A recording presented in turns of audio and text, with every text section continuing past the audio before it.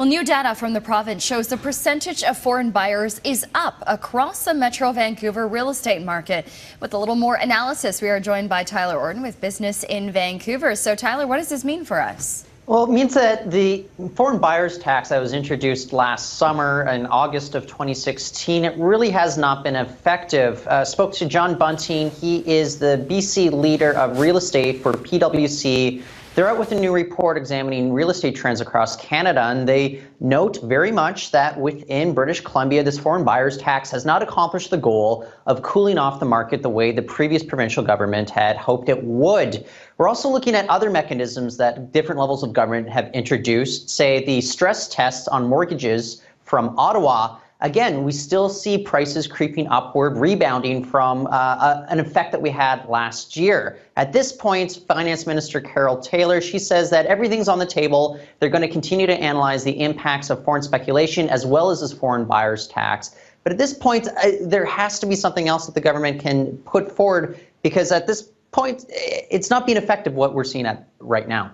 Right. You're also following another big story. This one, piquing a lot of interest for consumers really across the country. And this has to do with price fixing involving packaged bread. Tell us more. Yeah.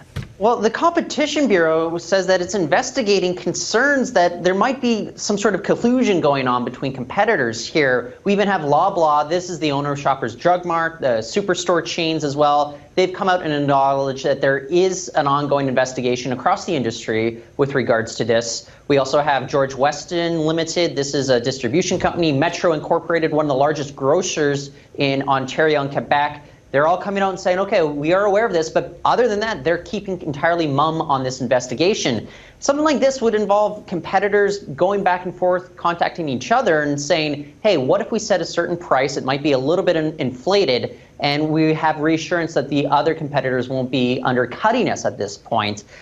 Competition Bureau says there's no evidence right now that there is any collusion, but they're continuing their investigation before they draw a final conclusion on this part. But everybody's staying rather mum on this matter, and I am curious how this turns out. Yeah, certainly, especially knowing that they've raided several offices and have, pulled information. Do we have an understanding of how long the timeline could be for this investigation?